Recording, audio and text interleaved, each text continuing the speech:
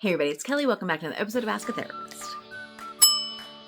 Today we're combining two of my favorite topics, purity culture and bisexuality. It seems like every time I post a video about bisexuality, I have people come on here and tell me why I'm absolutely wrong and bisexuality is actually like selfish or not existent or some other version of that. And then when I post a purity culture video, people are always hopping up in the comments talking about things like, well, purity culture affected men too. And not everybody has been impacted by purity culture. And I'm reading the intentions of purity culture wrong. If you watched last week's video about how purity culture shows up in the way that we correct women, you might already know where I'm going today. I would submit to you the reason that we have so much trouble understanding bisexuality has a lot to do with purity culture. This idea that someone has the capacity to be attracted to multiple different people that fit multiple different definitions does not fit within the understanding of purity culture. And a lot of the reason for that is because purity culture, like much of our society, centers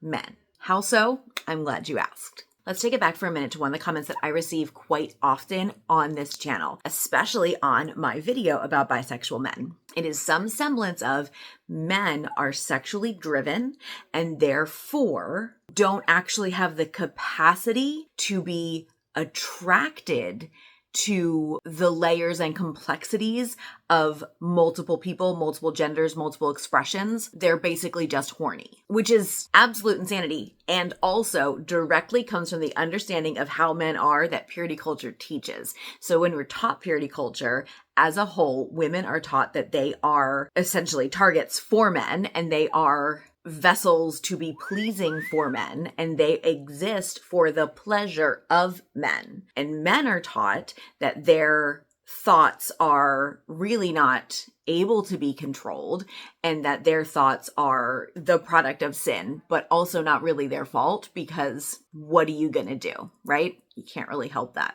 And so when that happens, the message that everyone receives is that men are just wired that way, that they cannot control those thoughts. And then people grow up assuming that men cannot control those thoughts. And next thing we know, we have an entire society assuming that men cannot control those thoughts. And what comes next? Men cannot control those actions either. So things like breaking your neck to turn around and look at somebody who you think is attractive or making comments at someone walking down the street that you think is attractive. And some call it audacity. I call it entitlement in some ways of an entire group of people to act out their desires in a way that makes another group of people feel like targets exists within a society because they've been taught from the beginning that it can't be helped. So now the narrative is it can't be helped, which is actually just absolutely insane when you think about the fact that like women who are attracted to women aren't doing the same thing, but that's an entirely different story. So we've got that, right? Let's put a pin in this understanding over here. So when we look at the way that so much of society looks at bisexuality, specifically like the biphobic aspect of the way that society looks at bisexuality. Let's take it back a minute. When I use the term biphobic, I know that for a lot of people, it like shuts their ears off right away. I'm not going to stop using it and I'm not going to apologize for using it because that's what you're doing when you are generalizing bisexuality, when you're generalizing a gender within bisexuality, when you're making blanket assumptions about all bisexual people or all bisexual men or all bisexual women, like when you are making those assumptions, those statements, those are inherently biphobic statements. I don't have a better way to say that. People within the queer community tend to be like, I can't be biphobic. I'm part of the LGBTQI plus community. Like that's not true. You still can be and in a lot of ways actively are. That said, the biphobia that exists is usually rooted in not understanding or not being able to sort of like conceptualize or define where a bisexual person belongs when it comes to identity and community. Like if you have a bisexual person who's in a straight presenting marriage, say, do they belong in the straight community or do they belong in the queer community? Are they allowed to belong in both? There are some people in the queer community who would say no, and there's some people in the straight community that would say no, and there's people in both communities that would say yes.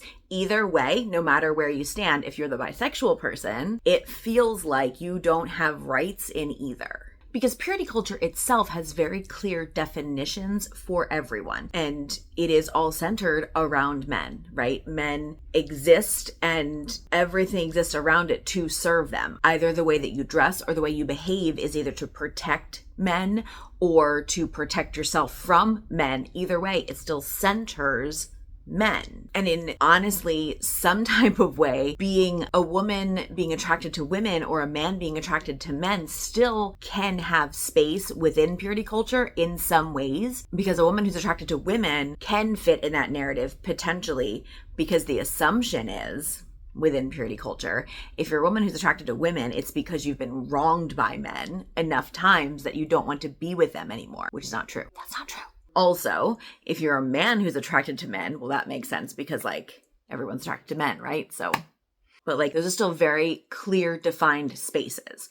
When people have the capacity to be attracted different ways on different levels and come with the assumption, generalization, myth that they are promiscuous, that they are all polyamorous, that they are probably going to leave their partner because they are never going to be satisfied with just one person. They're always looking for something else or something better. Like those inherent biphobic assumptions come from this idea that they can't be pinned down, that they can't be conceptualized, put in a box, and understood in a way that everyone else is. And that becomes scary because what we can't completely conceptualize, what we can't predict behavior-wise, that becomes scary, and we make assumptions about that. However, the assumptions that are made, bisexual people are going to run around, or bisexual people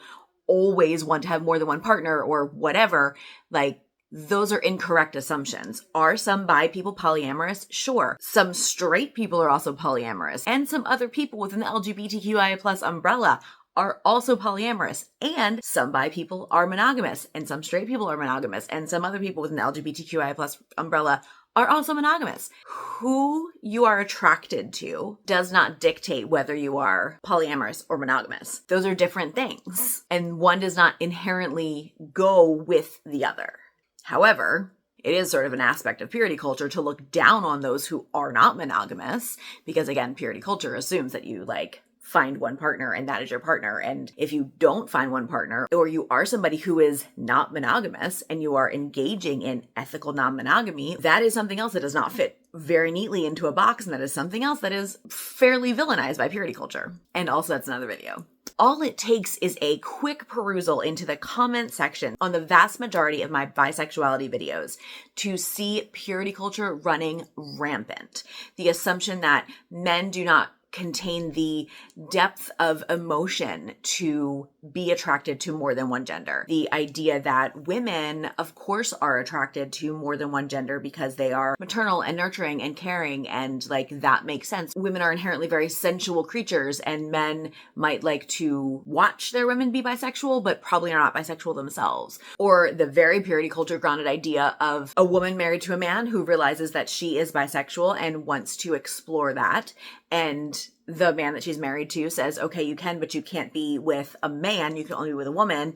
And everyone involved thinks that there's no problem here. Like, there actually is a problem there, because there's no scenario in that doesn't invalidate on some level the relationship between the two women. There's not really a scenario in that isn't basically sexualizing the relationship that's going to happen between the two women and putting it on a lower level than the relationship she would be having if she was sleeping with a man. Because the husband, the man she's with, is not threatened by any relation she would have with a woman, but is threatened by a relation she might have with a man. Why? Why? There's no answer here that does not equate to not seeing the relationship between two women as valid, or as valid as the relationship with a man. Purity culture. I've done more than enough videos on this to know that lots of people have lots of opinions on what purity culture means. And that's fine. But the overarching cultural drive that is purity culture is not relegated to just the church.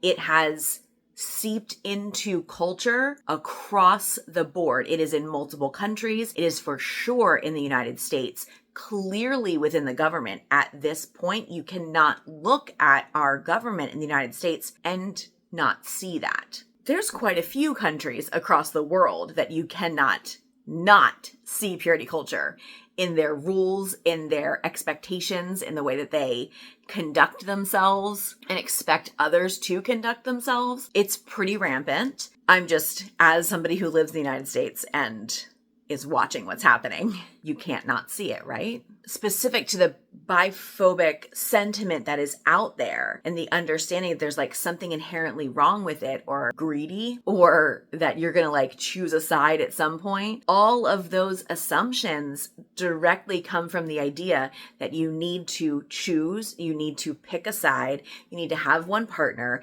and go forward with that. And the centering of men in all of those narratives is inherently required. So there you are.